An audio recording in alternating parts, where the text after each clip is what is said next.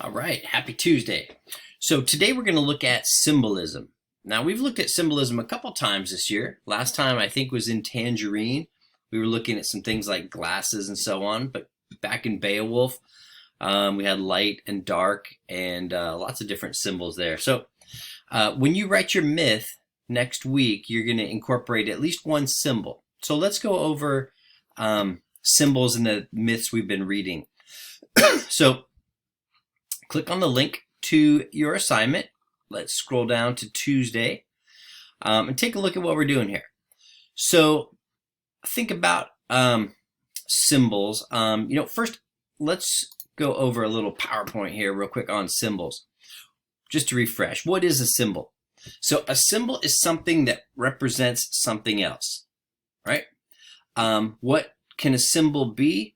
A symbol might be an object, a thing.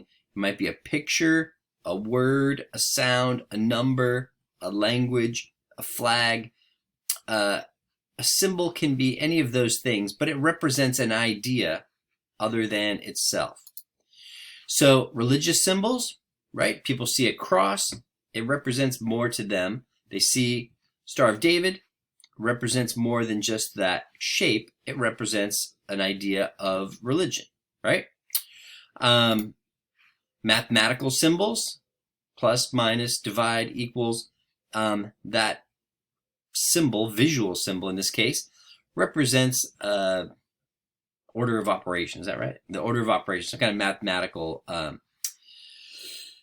process. Political symbols, I did not know some of this stuff, but maple leaf, obviously that is the flag of Canada. But apparently, according to this, the red bars represent the Atlantic and Pacific Ocean surrounding Canada. I didn't know that. Is that true? And then the red bars also represent the English and French influences. All right.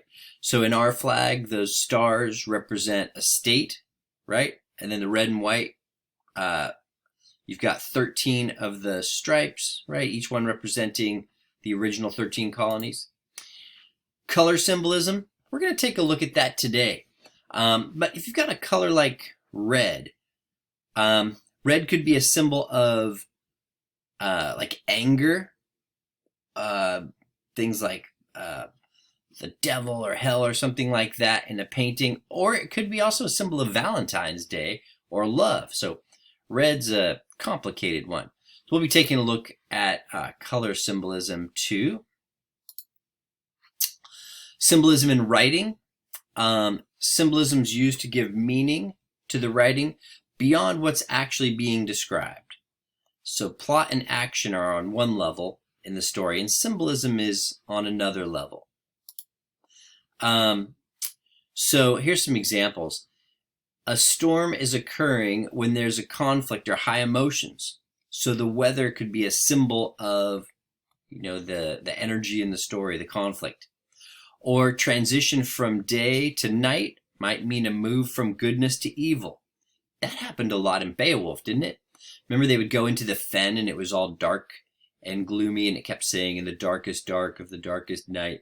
That was where the evil lived. And then they would go to Hall Harut with its shining golden roof and so on, which was purity and good. Okay, so now let's take a look at our assignment for the day. You've got a story and an object like the Three Little Pigs. In the Three Little Pigs, the straw house, literally, it was just a house made of straw. It was kind of flimsy, right? What does that symbolically mean? Those pigs were living for the moment. They didn't take time to plan. They carelessly made their house, and they weren't going to be safe because of that. The Three Little Pigs, their brick house, literal, well, it was a house made of brick. That's all that is to it. And it was a strong house. Symbolically, what could we say about that, though? They prepared for their future. They were careful. They had safety, and they were practical. All those things were represented by this brick house. So then in the myth that we read, Arachne, her weaving, what do you think is the literal meaning of this? Just literal meaning means a weaving, creating a picture out of fabric. But can you think of a symbol? What does that mean as a symbol representing another idea? That's going to kind of be a higher level thinking. That's kind of tough, but see what you can come up with. And then these last two, you get two of your own choices. So think of another book or another myth or a movie, and think of two different things that were symbols. Then I want you to write down what is the literal meaning of it and what is the symbolic meaning.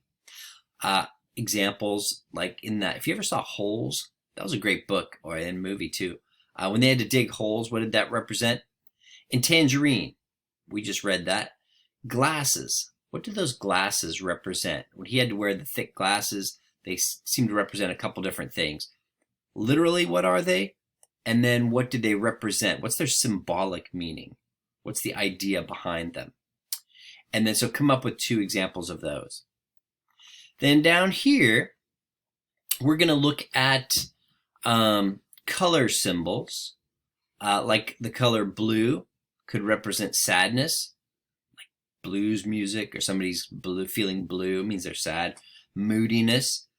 Blue could represent water, cold, the sky, heaven, peace, purity. Those things are associated with the color blue. In your own mind, what do you think? Green, gold, and red.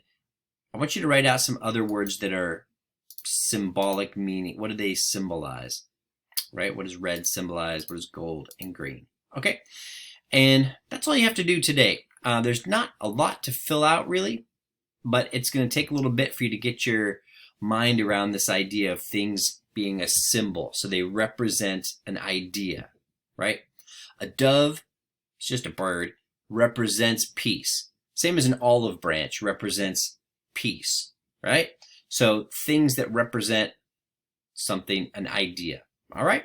So see how you can do for this. And then we'll touch base tomorrow.